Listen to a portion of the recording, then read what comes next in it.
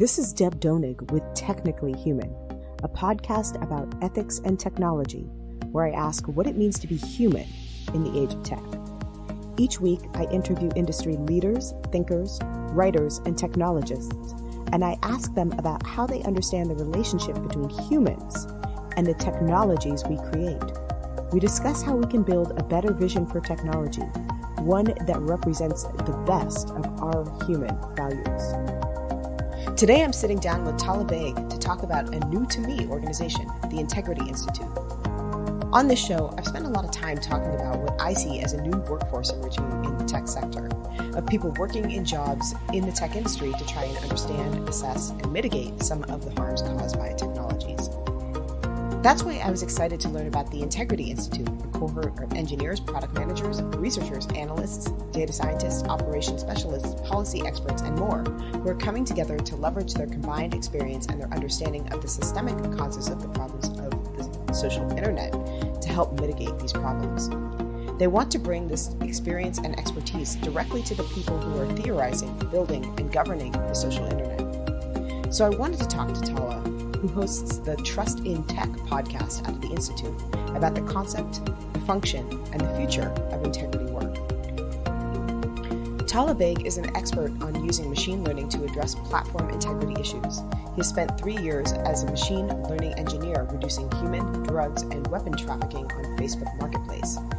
He has insider knowledge of how platforms use AI for both good and bad, and shares his thoughts on his new podcast, Trust in Tech, where he has in-depth conversations about the social internet with other platform integrity workers. They discuss the intersections between the internet, society, culture, and philosophy, with the goal of helping individuals, societies, and democracies to thrive. Hi, Talha. Hey, Deb. So, Talha, in preparing for this conversation, I was really excited to learn about the work of the Integrity Institute and the community of engineers, product managers, researchers, analysts, data scientists, operations specialists, policy experts, and more coming together in, and I'm going to use the Integrity Institute's own terms, an attempt to explore and understand the, quote, systemic causes of problems in the social internet and how to mitigate them. That's the end of the quote. I saw, looking at your bio, that you recently worked at Facebook, one of the companies that the Integrity Institute specifically calls out in its concerns about the way that the social internet operates and causes damage. So I want to ask you, what led you to the Integrity Institute? I mean, most of us who think about the intersection of ethics and tech understand Facebook to be at the core of some of the major issues at stake in that context. So without asking you to speak directly about your experience, unless you want to, I'd be curious to learn what led you from working in big tech to wanting to advance a discourse that is at times adversarial or critical of it. So there's a couple of ways that we can start with this. So one is these are not necessarily mutually exclusive. So working at big tech and also wanting to advance the discourse can work together. I'd also want to separate out the techno-capitalists, which are the people that own the companies and generally speaking run the companies at a higher level. And I want to separate them from people that are integrity workers. So people that are essentially keeping these companies from destroying itself and maybe destroying the world in the process. So that's like two distinctions I want to make. So in terms of how I went from working at Facebook, now Meta, to running the podcast now for Integrity Institute is when I was at Meta, I knew Meta has this thing called a boot camp. So essentially for the first 8 to 10 weeks, they are letting you decide what team you want to work on. And there's a lot of teams that you can choose from. So there's the elections integrity team, there's like random growth teams, there's a notifications team.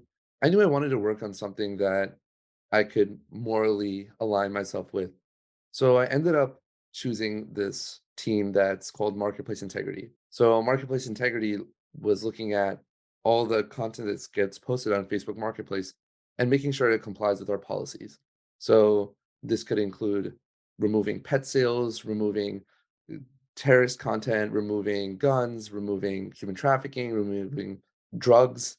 So that type of content moderation. It also includes removing actors for doing frauds and scams and generally keeping the marketplace a healthy ecosystem.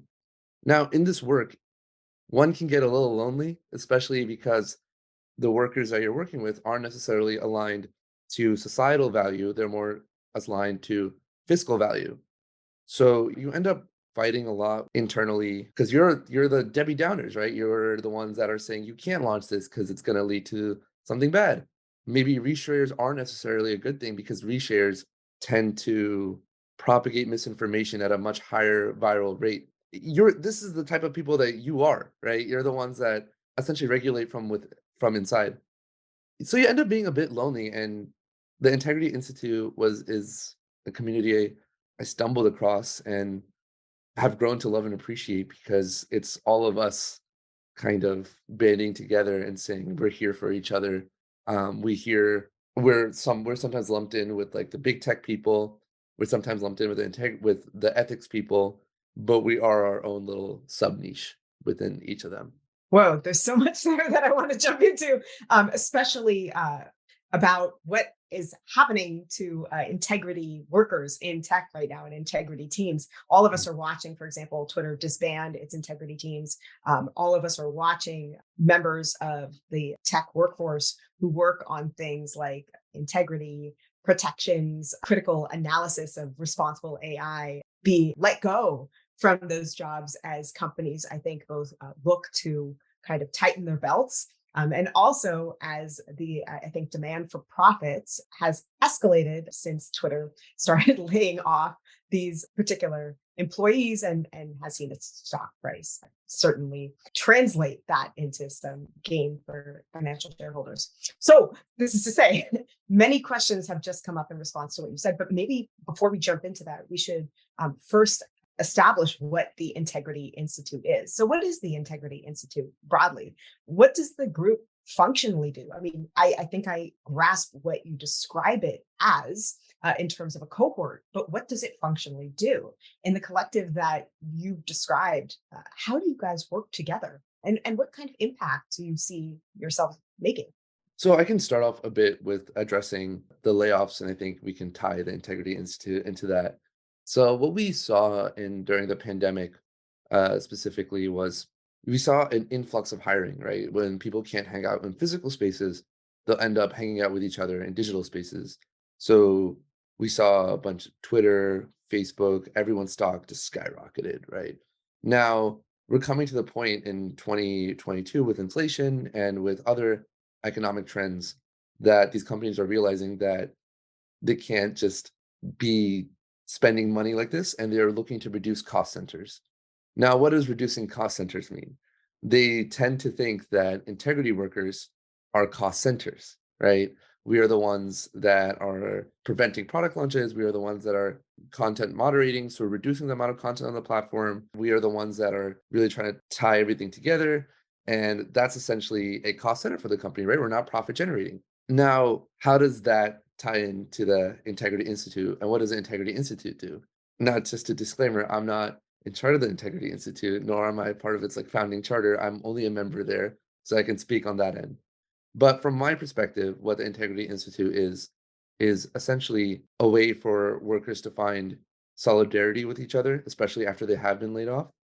And it's a way for people that are outside the platforms to understand briefings on what the platforms look like from inside themselves. So more people are educated on what integrity workers do. And it's a way that integrity workers can share best practices with each other. So they know what is the best way to mitigate specific harms. So, I want to go back to this idea of the integrity worker. Definitionally, it's very interesting for me to hear that term integrity worker. I don't know if you know this, Tyler, but over the past couple of years, I've been working as a part of the National Science Foundation grant that my team and I received as an award in 2021 to establish and understand an emerging profession we were arguing called responsible or ethical technology, and to try Mm. and understand what the kind of workers in that sector look like, what kinds of backgrounds they have, what kind of skills those hiring are looking for. And I'm curious about that term itself, integrity worker. So you say that one of the aims of the Integrity Institute is to kind of coalesce and create support for those kind of integrity workers, and then to also trade information so that those kinds of integrity workers, that is to say, people in tech working to mitigate harms, identify possible protections, and to assess the risks of tech, have a collective of other folks who they can learn from, and whose work they can collectively contribute to. So my circle, we talk a lot about responsible technology or ethical technology jobs. Responsible tech is the name preferred by All Tech is Human, which runs the Responsible Tech job board. Sometimes we talk about public interest technology jobs, and that's the name given to this category of work by the Public Interest Technology Network. So are we talking about the same jobs and the same kind of work across these three categories? I guess I'm kind of interested in the terminology integrity work itself. But I'm also interested in whether or not integrity work, in your view, is something specific apart from or aside from public interest technology, responsible technologists, or ethical technologists. Is integrity work, in your view, something specific? And why pivot around the idea of integrity in the first place? What does the word integrity specifically mean, such that this is the name and the kind of concept around which this group is pivoted? So I can start with defining integrity. Now I'm going to caveat and say, if you asked different members of the institute or ask the founders of the Integrity Institute, the term integrity is still not clearly defined, and that's what makes it a very new field. But I will go forth with my definition of what an integrity worker is. An integrity worker to me is someone that is working on a platform that has significant power, or it can also be a startup, but a platform that has global reach, essentially. And this specific worker is someone that is a engineer maybe that is working on new features for content moderation or abuse prevention or digital media literacy or making sure something is more transparent. So that's some of the different roles or some of the different problems that they work on. Some of the different roles could include a product manager that is working on, instead of understanding what the users want or what problems the users want solved, they are looking at, okay, so this is how this bad actor can game the system such that Russian disinformation gets spread more. And then the product manager goes into this inside the head of these adversarial actors and is trying to understand is what levers, what are the motivating factors behind these adversarial actors, and how are they trying to harm our users by exploiting our platform. So for example, security is more, hey, we don't want someone hacking into our system, whereas these product managers or policy experts or legal experts are more, we don't want people on the platform to abuse each other. Essentially, what an integrity worker is anyone on the platform specifically thinking about how do we prevent users from the platform from harming each other and trying to design a more pro-social internet based off of that. So, as we've already discussed, the recession has really, in particular, imperiled these kinds of workers.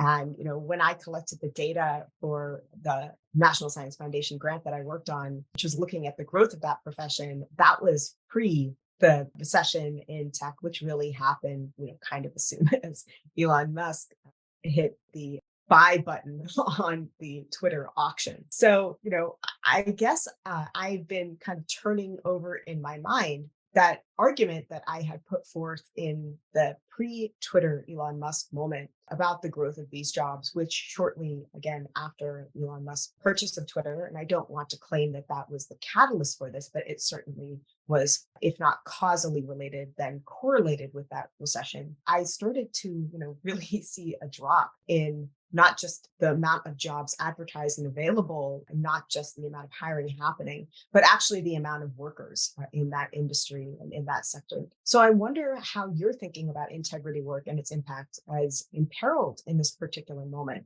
In the context of Twitter, we have seen that Musk has cut jobs particularly related to safety and protection, precisely the kinds of work that you're talking about mitigating harms. With so much of this workforce cut, and with big tech slashing budgets and doubling down on efforts to maximize profits, do you see integrity work at any point recovering its toehold in the industry? If I am indeed correct that it has lost or at least is slipping in its grasp in the industry.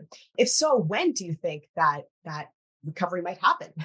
And why do you think this recovery might happen if you do think it will? So to start off, I am not a fortune teller and I don't know where the economic winds are going to take us. So I can start off by saying that there is this myth that integrity work is non-essential and is a cost center. And that myth is false, essentially. for any platform to have good sustainable growth, it's in the business interest of platforms to ensure they're not getting regulated, to ensure that their users are having a good experience, to ensure that integrity workers have jobs there. So this is a counterproductive notion that's also really perpetuated a lot by activists and investors, and not activists in the sense that they want good for the world, but activists in the sense that they'll somewhat take over the company and lay off a bunch of people, bring value to the shares, and leave. So that's one myth I want to dispel. And unfortunately, this myth is becoming reality as they lay off more and more workers. So that's one part of it. And I also do want to mention it's not just Twitter. Meta also just had another round of layoffs last Wednesday, I think. And in that one, they laid off a bunch of more integrity workers. I think part of the civic integrity team just got destroyed. And now, in terms of your question of how do we get people back onto hiring more integrity professionals, it's a multi-stakeholder thing, right? It's more about incentives. How do we convince the business owners or the corporations that they need integrity workers? How do we convince policymakers and regulators that someone from the inside should be there as well, right? Or maybe they need to be more held to transparency and audits.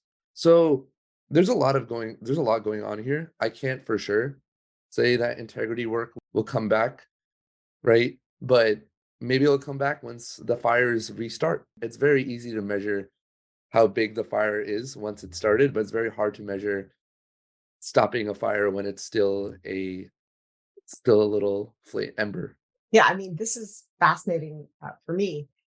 When I started that work with the NSF, we really were seeing a trend of not just integrity workers or responsible tech workers or ethical tech workers or public interest tech workers growing in terms of their toehold in the industry and in terms of the amount of jobs available and in terms of the amount of companies seeking to hire people in that sector. But I really thought we were seeing a turnaround in the industry where we weren't perhaps seeing leaders in the tech industry think more responsibly, but we were certainly seeing consumers align their purchasing habits with companies that they thought were behaving in ways that aligned with their values or things like corporate responsibility.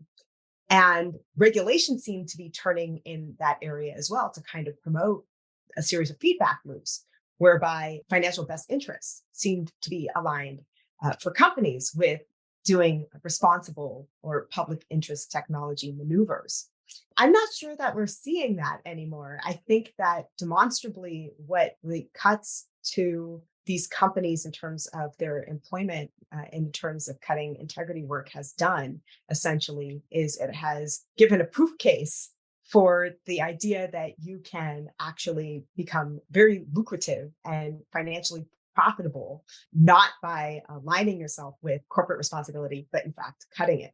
And that you can actually just substitute the language of things like diversity, equity, and inclusion for its actual practice, and there won't be any consequences. So, witness, for example, the Levi Strauss decision in the terms of diversity, equity, and inclusion to use AI models to populate their ad campaigns rather than hiring actual brown and Black people to do that work. And there really are no consequences. So you can use Levi Strauss, I assume, has demonstrated the language of responsibility without any of the practice of it and be okay and save a ton of money. So I'm really skeptical as to whether or not this moment, which I think is cutting a lot of the protections, has really proven anything because I think we're seeing some of the harms, but we're not seeing any of the costs to the companies. And if what you're arguing is the case, which is that these protections are actually in the company's best interest, is demonstrably not true in terms of what their profits show. Are they going to continue to do it? So I will say in the short term, it might not be in the company's best interest when all they're trying to do is essentially just pump up the stock price. But in the longer run, there's 2024 is coming up. 2024 is going to be one of the biggest global elections or amount of global elections at the same time in maybe the history of social media ever. So I know India is having an election, the US is having an election, and that in of itself is already like almost 2 billion people. So in the short run, it might be okay, but in the long run, it's like everything is okay until everything is not okay. It's it's a cost center to spend money on cybersecurity, until you get hacked. Then in the long run, you wish you had had that cybersecurity so you didn't get hacked and you didn't get your software held for ransom, essentially. So, so one thing it is definitely it is in the long run healthier for the ecosystem of the platform to have these integrity workers. But then also, you're going to need other stakeholders like the public, you're going to need the government, legislators, policymakers, or regulators to essentially come in and say, no, you you have to give us concrete measurables on what you're doing right now, and you're going to have to give us concrete measurables on this is the amount of fake news on your platform per over year or month over month. And when you see integrity workers fired and the amount of fake news starts climbing up, then once you have the actionable metric, you can really chase down these platforms.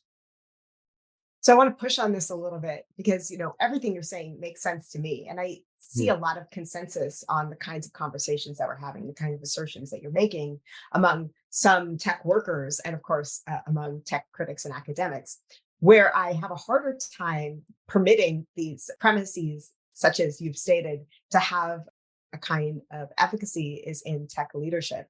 So I find myself frequently having a very difficult time talking to leaders in the tech space about responsible innovation. I think that there are some leaders who truly are earnestly curious, but most of them either A, don't think that it is the responsibility of tech companies to consider the social good as a specific variable in their calculations about what tech to promote, but rather that they should build whatever can, quote, disrupt the market and make a profit, anything that they can do without breaking the law or gain market dominance. Or B, leaders who refuse to or reject arguments about the social damage of their products. So, for example, I was talking to somebody working on LLMs, that is large language models, the most prominent example of which is currently ChatGPT.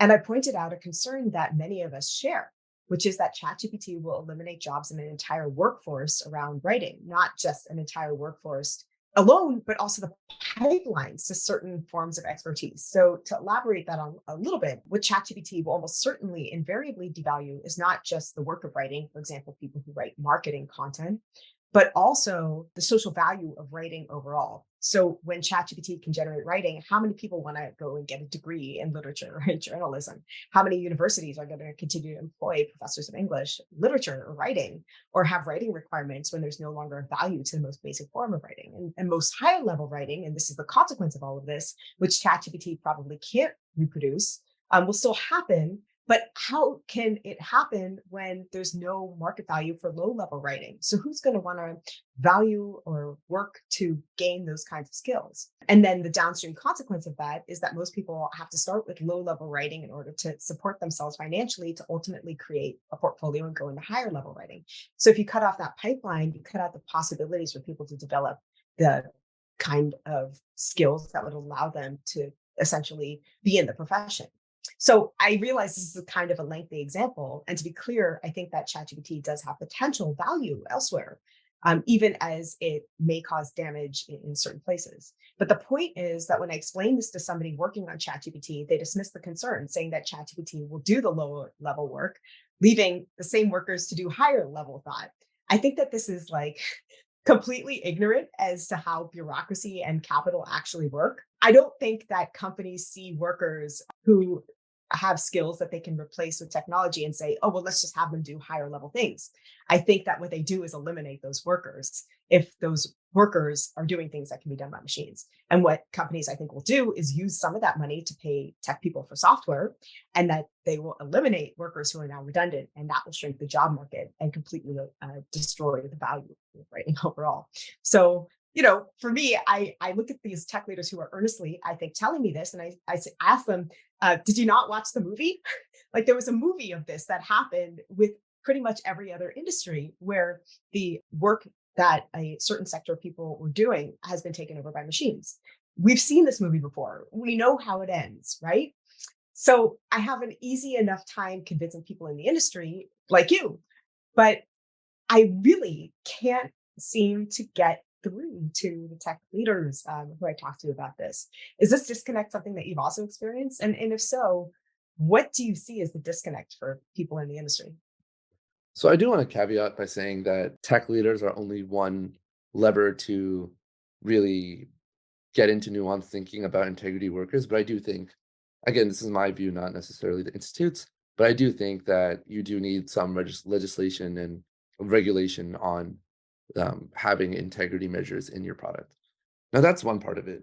Now the other part of it is you're mentioning have these difficulties with navigating these with against these tech leaders, and 100% you see it in integrity work all the time. And it's actually something that's very difficult and something that we at the Integrity Institute talk to each other about a lot is when your performance is measured against capitalistic standards. So essentially for integrity for anyone in tech or at least an engineer at Facebook, you were measured against four different axes. You're measured against direction, how much direction you're putting in the product, your people, how well you're working with people, your impact, and your engineering excellence. Now, the thing about impact, right, is it's measured against uniform metrics. So your impact is measured, how much of the metric did you move, right? Now, is it better as an engineer? Is it better to let the fire spread a little bit so then you can take down a lot more impact, or is it better to nip it in the bud before it happens, right? So you see a lot of these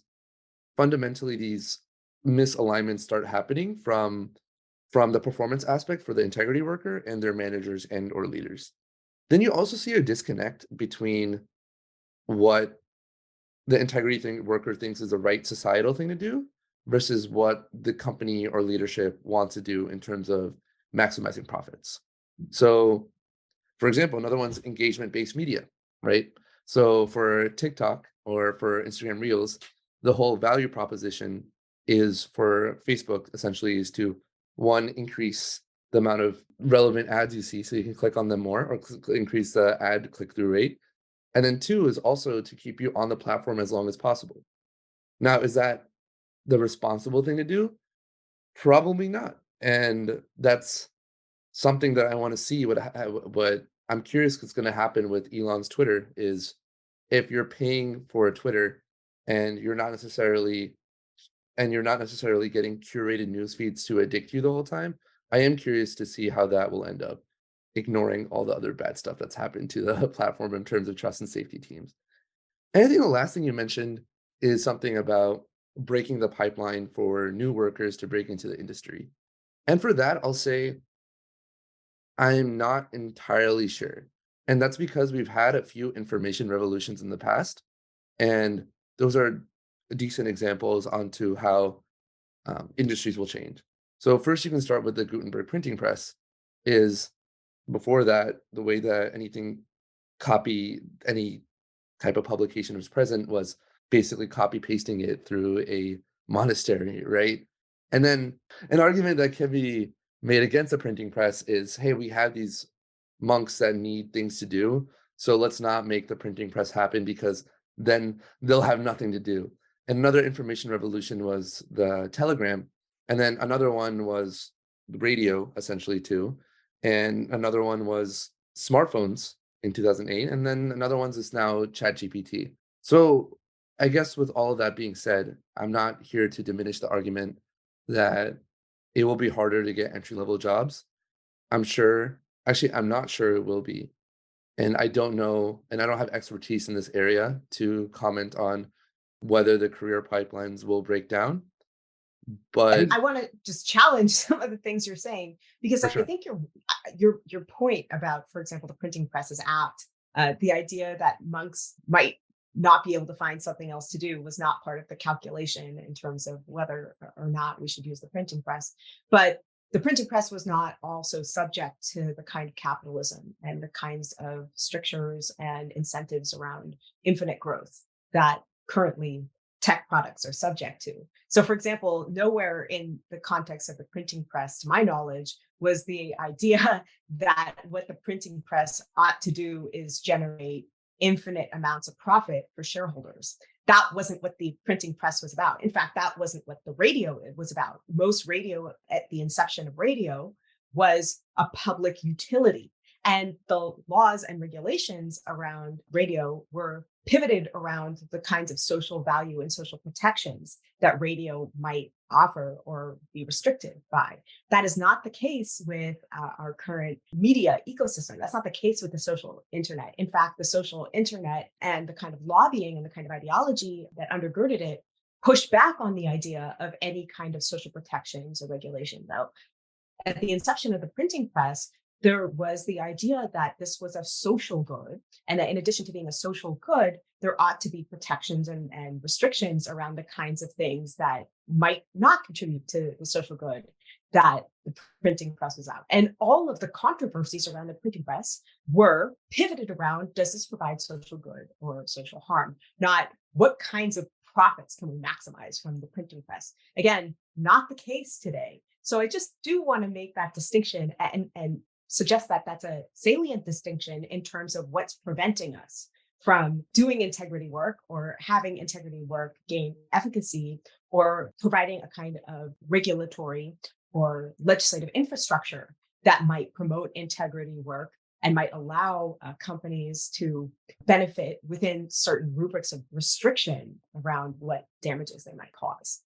Yeah, that's a really salient point. I think to go back into assessing a technology for public good is in the, I think it was the 1840s or 1850s, something of the sort in the US. You had public hearings whenever a new corporation was being incorporated, saying that, yes, you can maximize value on your end, but we're going to hold you to a normative standard as to whether or not this town or city or state wants this technology, want not necessarily technology, but wants this corporation to exist too. And you kind of saw that being abstracted away to back then, to the point where now you can easily make a new corporation or LLC like today if you really want.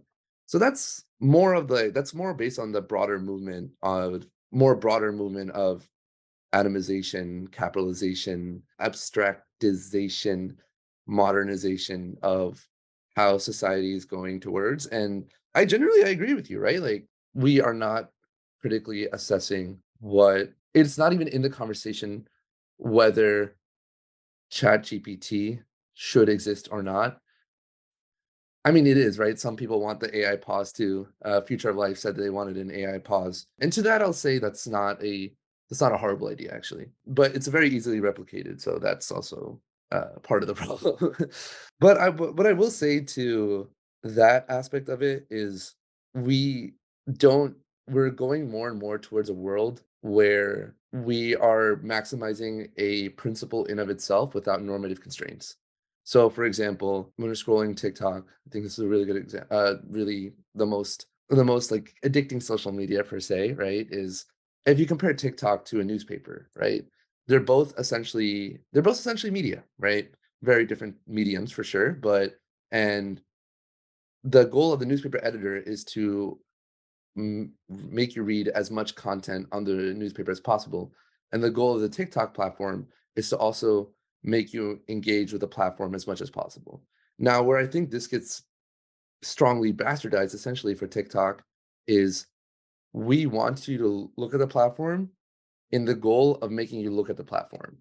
Whereas a newspaper is we want you to look at the platform or the media to be more informed.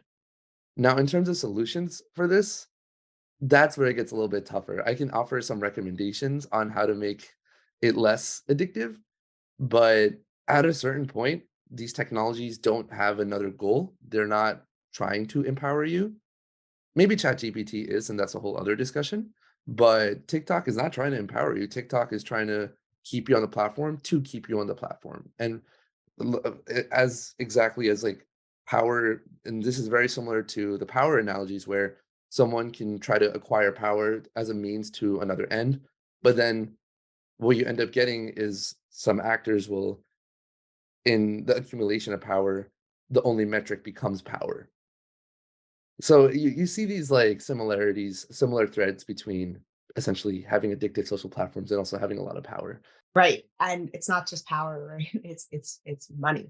Money, yeah. So, I started off thinking about the ethics of technology. And I would say the more and more I progressed in this, I think more and more about the ethics of capitalism. I'm a capitalist too, so I wouldn't dispute the overall system, but I do wonder about the kind of economic models that tech is disrupting. So, that's been my primary concern. I actually don't think that the majority of tech innovations that emerge are actually all that technologically interesting or sophisticated. Certainly, they're doing, interesting things with math and algorithms. I don't want to dispute that. But I also look at what gets funded and which ideas end up getting capital. And oftentimes they're not technologies that people are asking for, or technologies that we need, or technologies that might make our society better. They're the ones that are disruptive. And what disruptive does not mean is disruptive in terms of our technological capabilities, but in terms of the economic model that they end up disrupting. So, for example, Uber wasn't disruptive because it introduced some sort of magic new technology to the technology universe. It's literally just an app. But as an app, it was enormously disruptive in the sense of disrupting an economic model of transportation. So I'm wondering, from your perspective, is ChatGPT a disruptive technology on the technical level, or is it a disruptive technology economically, or both? And what does this tell us about the larger tech ecosystem? Because to me, ChatGPT seems like a microcosm of a lot of the kind of issues around technological production and industry, and questions about the larger role of integrity workers that we're talking about today. Yeah, so to first answer whether ChatGPT is disruptive on a technical level, and then also whether it's disruptive on a societal level. So, on a technical level, definitely disruptive. I do think that there is a false equivalence between Uber and ChatGPT here. Uber was very disruptive societally, but I don't think technologically it was super disruptive. I think Uber was it used a platform of the disruptive technology, which was the iPhone, and then based on the iPhone, it basically capitalized on the iPhone. And the iPhone was a true disruption, or the smartphone in general was a true disruption in technological innovation. And then likewise, I do think that ChatGPT is also a disruption in terms of technology in the sense that essentially what they did was here's a chatbot that is a manifestation of the internet and can all basically answer any question that the internet has in a human-like form. So, for example, I took some information like a search class in back in school, and there's always this disconnect between what the intent of the user is and what query they give to Google to really make that to map that intent to the query. And at this point, there is no difference because of ChatGPT. So I do think it is disruptive on that level. There's a lot of problems with the way it was built. So the way it was built is it's going to really overemphasize a Western system, essentially, mostly because as a general maxim, the way that you can tell, not the way that you can organize a developing nation and a developed nation is how much organizational structure those developing nations can withstand. So based on that, what you'll see is that there's a strong correlation between writing and amount of development in a nation. And then based on that, you can also understand that the more complex organizations and more developed nations will have more writing and therefore more information on the internet. And not just the most developed nations, but but within the developed nations, there's going to be certain populations that will be on the internet more because they have more resources and more organizational complexity to be on the internet. And what ChatGPT will do is it's going to represent those populations. So it's going to represent white men in the US, essentially, because those are the people that are popular. It's going to represent people that are on Reddit. It's going to represent people that are on Wikipedia. It's going to represent people that generally populate the information, maybe for even SEO articles, because they want more people to be trafficked into their business. So that's the people that ChatGPT will represent. Now, that doesn't answer your question on societal disruption for ChatGPT. What I think ends up happening for any of these major disruptions is OpenAI/ChatGPT is going to represent the base layer, and there will be different applications on top of this base layer. To bring back to the printing press, what we saw was there's the printing press, obviously, and there's the publishers, but then there's also the books that come out of it. And from the iPhone, what we saw is there was different smartphones, but there are also like the millions of apps that came out of it. And Also, frankly, I guess podcasts also came from the iPod too, right? So that's one part of it. Now, from ChatGPT, my hypothesis is that there'll be a few different platforms, one that makes like maybe text generation, audio generation, image generation, video generation, and then people will call these platforms or APIs to have their own inventive use cases of ChatGPT. For example, there's this AI right now that takes artists. It basically will make like Drake sing "Firework" by Katy Perry, which I don't think is a good thing, but that is one use case. Or that is one way that people are going to use ChatGPT. Now, do I think that's super inventive or innovative? Not necessarily, but in the capitalist structure that we are in, that is how they're going to maximize the profits from this new disruption technology. So you don't think that's a good thing because you don't like Katy Perry or Drake, or because you love Drake and don't want Katy Perry covering him, or because you love Katy Perry and So there's a couple of things uh, that I can go with here. One is that I actually do listen to a lot of lo-fi music. So it's a little hypocritical for me to say this because when does a filter there's a spectrum of filter to deepfake. When does it become ethically ambiguous? So that's one part of it. The other part of it is you're separating the art from the artist, and that feels wrong. And I couldn't I'm I'm not an ethicist, so this is like right like disentangling why it doesn't feel right is, does Drake want his like voice taken? Does Katy Perry, does she want her voice, does she want her song taken? So not that we can't navigate these issues. I think it's not the problem isn't the application, but even in theory, we're not listening to a real person. We're not looking at real art, and maybe that's fine at a low level, but is that what we really want to listen to? Be- Behind every one and zero, I think there should be a person, but I'm not sure if that's a very radical statement to make. no, I think that what you're getting to are genuine questions about the nature of both human creativity and the idea of authenticity. Things like copyright law are economic models, but they, at their core, on an ethical level, are also asking questions about how do we define who an idea belongs to? How do we give proper credit to that idea? How do we create ownership structures around creativity? And what does it mean to contribute something new and genuine to the creative ecosystem, right? ChatGPT is engaging in and I think challenging those very formative questions. In fact, I think we might rethink copyright law in the context of those questions. We might rethink what we mean by open source. A while back, the New Yorker wrote an article about Wikipedia and noted that although Wikipedia is a free resource, and in general, we celebrate the idea that information is free and accessible in a kind of unchallenged way. But of course, Wikipedia isn't free. It's free on the end of user access, but somebody's paying somebody for those ideas to be generated, and that those ideas oftentimes remain not just uncredited.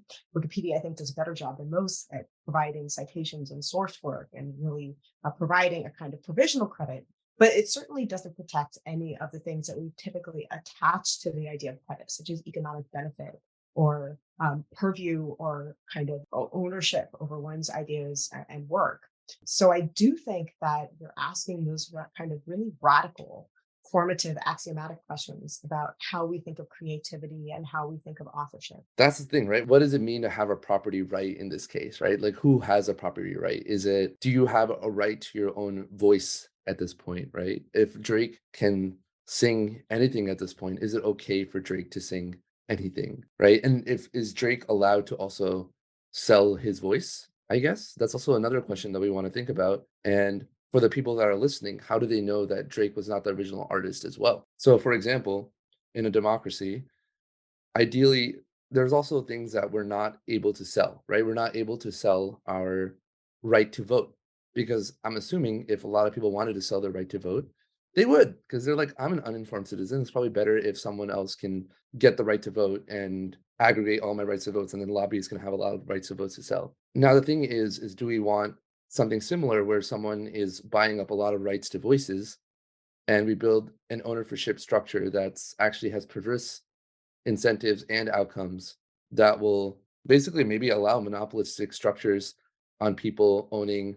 faces that are not theirs or voices that are not there or bodies that are not theirs. Yeah, we really have to think through these issues, and having thought about it a bit, I just don't see a way in which there is a good outcome from this. Right. And your question about do I, care whether it's Katy Perry singing Drake songs or Drake singing Katy Perry songs. And, you seem concerned with that particular question, but I also think that that concern is a proxy for the larger concerns that we may have about what it looks like when, for example, somebody from for example, Trump team can use AI to make Joe Biden say all sorts of inflammatory things and then channel that misinformation through kind of propaganda sources or right wing media.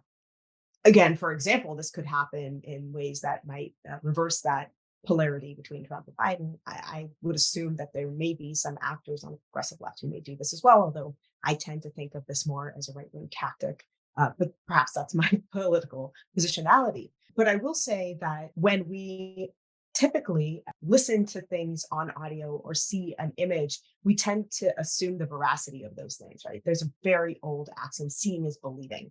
This idea that what we see sort of has an epistemology of proof or epistemology of evidence undergirding its reality, so that we look at an image or we hear a song and we tend to assume its veracity unless we're explicitly told otherwise. This seems to overturn some of that kind of expectation about veracity. I worry that without the digital literacy, it's not just that we might authentically think that Drake is singing songs by Katy Perry, but that our entire political ecosystem, indeed the things that are essential for our social fabric, may unravel to really deleterious points. In fact, I think that this is part of what I would argue is imperiling our current civil kind of union in the United States. This question of, can we believe what we see? And this alternative ecosystem of factuality, very much, I think, mobilized by some of these technologies. Yeah, so I want to maybe backtrack a little bit on this. So I'll get back to this point, but I'll make it a little roundabout. So what you mentioned was essentially specifically targeting different individuals and different key players, such that they're basically manipulated into certain beliefs based on deepfakes or other augmentations and general misinformation or any disinformation. So that's one part of it. I will mention that if ad data brokers or platforms did not have as much data on you, then they couldn't make their ads or their targeting so niche. And because they can make it so niche, what you get is this fragmentation of the people that use a social platform, such that they're digitally connected, but they're not actually connected. They're on the same platform, but they're seeing different things and they're living in different realities. So one concrete recommendations I can actually make is maybe don't have as invasive surveillance mechanisms. And then even if there is a deep fake, it's more likely to be caught by crowdsourcing. So that's one concrete recommendation. Now, in terms of crowdsourcing or these Trump Biden deep fakes that you might get, those are interesting too, right? Because right now we see that content, at least I'll see that content on TikTok, which is Trump and Biden ranking Zelda or having another conversation. And there's two aspects to that. So one aspect of that is that legitimate media literacy? Is this why Gen Z is much more media literate than the rest of the generations? It's because they're constantly bombarded by this information and they're able to, and it effectively acts as a digital vaccine. Or is the some right to someone have their own voice? Is that being infringed, even if it is a big enough public official or public figure? So that's another question we want to ask. Now, going back to 2024, that's where I'm really scared, right? Because in 2024, we're going to have the ability for deepfake voices, we're going to have the ability for deepfake video, we're going to have the ability for deepfake images. And the question is how are political actors going to use and exploit one, the deepfakes, but two, the hyper targeting nature of social media to essentially say, we're going to win this election through any means necessary. Right. So this is something that keeps me up at night. Is this what keeps you up at night too? Or maybe even more broadly, what are some of the biggest integrity issues that we're currently facing? What are the crucial steps that we need to institute change or avert the kinds of issues that you're talking about? Yeah, so I think the big one is surveillance capitalism. Having everyone have their own little tiny narrative. I won't even call it a narrative. Having everyone have their own little perception of what reality is, that's dangerous. There's no coherent truth, there's no coherent narrative. So a reduction in surveillance capitalism is definitely one way. Another way is transparency, essentially, right? Is what these companies release transparency reports, but those are not necessarily regulated and they're not necessarily have actual concrete information in them. Sometimes they're just wishy-washy and they'll have some information and they'll obscure the bad information. So that's like another effective measure. Another effective measure is transparency on who the advertisers are or who the workers are or who the users are. So any type of transparency helps because when you have power, just opening that window into how that power is thinking or working or motivating itself. I mean, that's the idea of journalism, right? Journalism is you're opening a window into the institutions and powers such as like Congress, C-SPAN exists, right? So maybe a C-SPAN should exist for the private actors that don't just determine the behavior of one jurisdiction, but all the jurisdictions in the world. Right. And I'm totally with you in terms of the ethics and the values. But, you're pointing out the dangers of surveillance capitalism, particularly in the terms of the surveillance and the consequences of the surveillance. But the other part of it, of course, is that it is tied to the capitalism part. And just to go back and revisit some of that conversation that we've already previously had, one of the reasons that I'm really cynical about the possibility of kind of a transformation in the industry or a turn toward integrity is because of the centrality of productivity or efficiency in the engineering. And so when you're talking about the kind of data collection, the reason that that data collection, that data surveillance is used is because it's highly profitable. It's also highly efficient. It's much easier to be efficient with your sales if you have micro-targeted ads collecting data and understandings about who you're marketing toward. So when I talk about the relationship between capitalism and the tech sector, I'm really talking about the centrality of efficiency in the world of engineering and technological production. And so, sometimes when I talk about this, I use the example of Soylent. An engineer comes up with Soylent to answer the problem he felt that he and other engineers face, which is how do you get a more efficient nutritional delivery system that eliminates the need to get up from work and to prepare, consume, and clean up after food. Soylent is kind of a perfect answer to the engineer's question of what do I do to be efficient when I'm hungry? Because it best addresses the question, how can I solve being hungry as efficiently as possible? Of course, in reality, many of us don't eat because we're asking an efficiency question about how we get nutrients delivered quickly. We eat because we get pleasure from food or because we want to connect socially with other people by cultivating intimacy of breaking bread, or because we want to recreate a recipe of the grandmother we had who had to flee her country and had to leave everything behind. And the only thing that she could recreate of the life that she had there were the foods that she could make using the recipes she had from the old world. And so you eat that food, cook that food, because cooking that food and eating that food reminds you of your connection to your family and your identity. So we know that the most important things we do in our lives, we do for other reasons and we want to be efficient. No one wants to be loved or cared for efficiently because those values are the opposite of being productive. As you pointed out at the beginning, there's a cost to all of those values in terms of productivity. So I want to accept that efficiency is a value in our lives, but as a value, we have to balance it out against other oftentimes competing values, such as love or care, and in service of those values, sacrifice efficiency. But engineering, for the most part, is focused on productivity and efficiency, which conveniently is the same logic as capitalism. So to me, it's kind of no surprise that engineering in our hyper-capitalist moment is so highly valued as a skill and as an industry. But the problem that we see so clearly, I think, or at least that I see clearly, is that these other values, dignity, care, equity, justice, democracy, are also sacrificed in the name of efficiency, and that capitalism supports and rewards the sacrifice. So I really don't see any way out of the problems that you're describing as much as I would like to without really rethinking our system of financial rewards and capitalism, which kind of insists on infinite production, infinite growth, and infinite production and growth at the cost to other values as the kind of animating axiom of the industry. So, do you see a way out of this without rethinking our fundamental tenets of our financial system? If so, what or how would be the way out? So there's a lot to unpack there. So what I'll start off with is you mentioned your grandmother's like cooking food for to maintain that cultural connection between places that they immigrated from.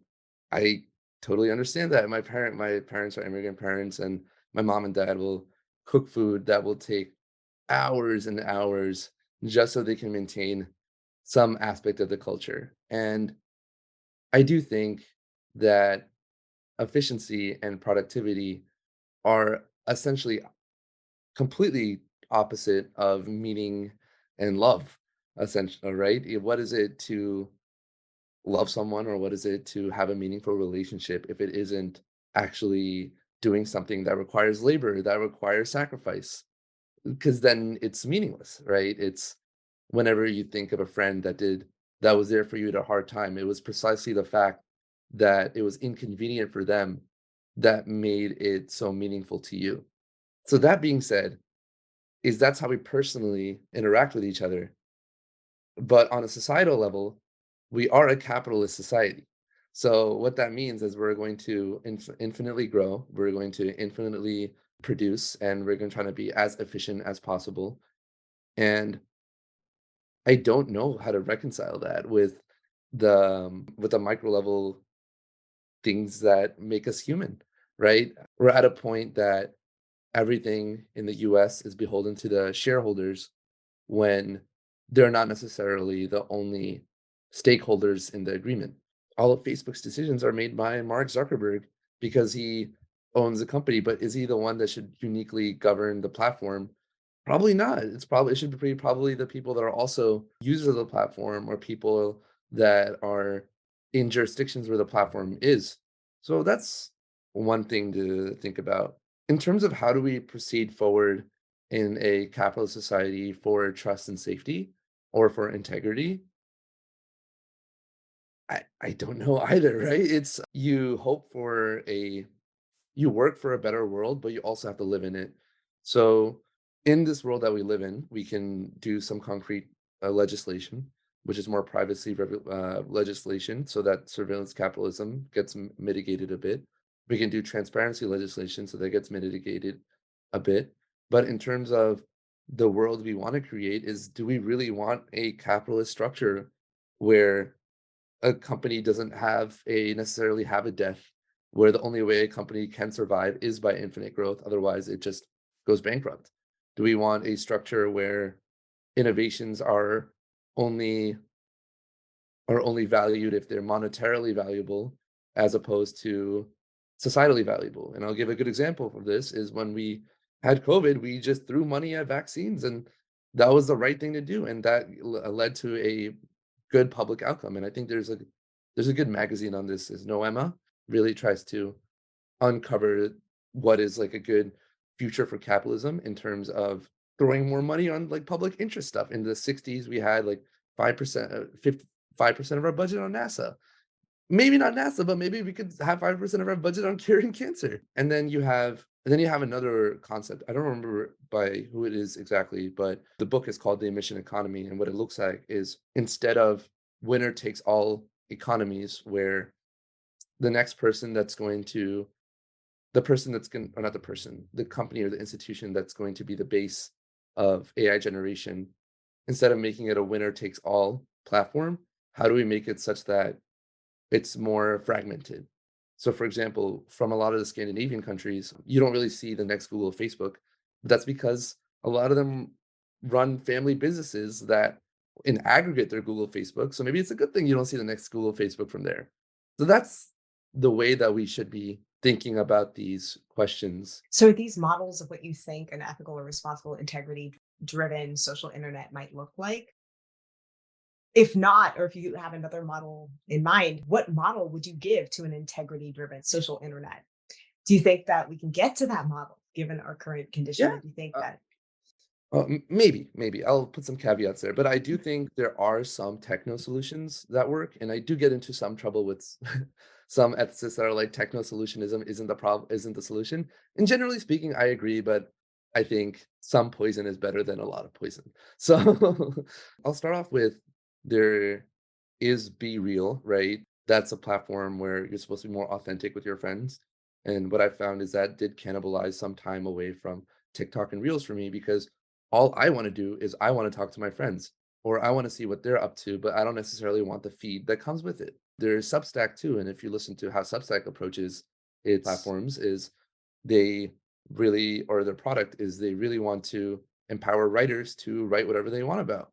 And now they have a feed as well, but that feed isn't necessarily bad because the point of that feed isn't necessarily to keep you on that feed. The point of the feed is for writers to have open dialogue with each other. So that you see like some techno solutions here. And then lastly, I'll say you see podcasting has exploded over Pew just released a new report on podcasting and it's grown again this year. So there really is this appetite from both the consumer's perspective that they want to hear these authentic voices, these long form voices, and have these meaningful connections with both creators and their friends. And then also from from the producer perspective and the creator perspective, where I don't want to have short form content out there and I don't want to be a reel. I don't want to be a photograph. At least I don't want to be a filtered photograph. Or maybe I do, but that's not for the good reasons. But I do want to have a relationship with my audience and I do want them to genuinely know me and authentically feel that connection. And I think that it's much harder to, be misquoted or misunderstood through something like a podcast, because a podcast is this kind of whole, as you put it, long form article development, where people, to get the context, really do have to listen to the Yeah. entire product. And the product itself is very difficult to, kind of put out as sound bites. It really is a coherent product that requires a kind of attention to it as well.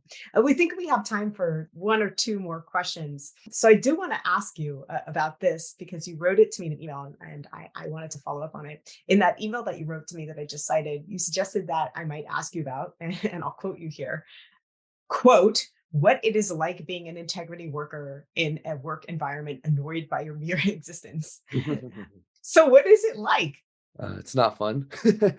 So what you end up, so I'll give you an example of this. I think I touched on this a bit earlier, but when Facebook changed its name to Meta, since that point to the next year, maybe early next year, so it changed in November 2021, I think, to sometime in July 2022. I might be slightly off with the dates, but the general premise is the stock dropped 70%. And when the stock dropped 70%, a lot of the executives, their compensation is like 50 to 60 to 70% of it is stocks. So their compensation is being slashed. And when that happens is a lot of the VPs and a lot of the managers and a lot of the directors, and they're all moving in and out a lot.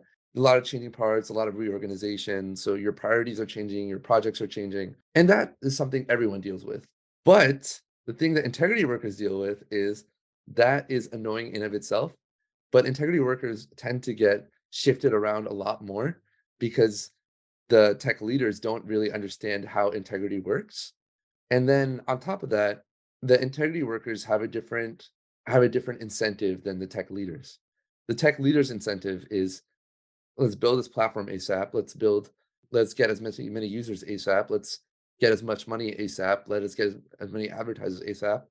Whereas integrity workers are like, we need to work on this so that a problem doesn't happen in the future. There's a fundamental misalignment here, and they get annoyed because they're like, "You're not working on our top priority," and then we get annoyed because we're saying is, "If you don't work on this now, then this will be your top priority 6 or 7 months from now." So you're in a unique position when you're an integrity worker, and it's a hard one to navigate for sure. I try and ask most of my guests this question. A lot of students and members of the next generation of the tech workforce listen to this podcast. What would you want to tell them or have them know or understand or be aware of or think about as they move forward in their careers, potentially as integrity workers, potentially as workers working with integrity workers and being annoyed by their very presence? This was not maybe as related to integrity work, but it's to really think about, live and examine life. Really be thoughtful about the actions you're taking. Do you have a structured routine? Are you growing in the ways you want to? Are you thinking about like your carbon footprint? Are you thinking about, are you buying from local coffee shops instead of Starbucks? Are you ordering every book from Amazon? Are you, maybe not even in an ethical way, but are you taking care of your mental and physical health and really taking care of those needs? Because you can't really help someone else unless you're healthy yourself. So I think I gave some platitudes there, but what I really want people to come away with is just to be very thoughtful in your everyday action, because there are actors that don't want you to be thoughtful. And these actors are precisely platforms because they want you to scroll infinitely. And every time you scroll, that's not something you're doing, that's something that's being done for you. So take control of your life is what I would say. I like that. I like that a lot. Move slow and build things, right? Yeah. Yeah. Like Contemplation. Talha, thank you very much. Thank you very much for the conversation. Thank you. Thank you for having me.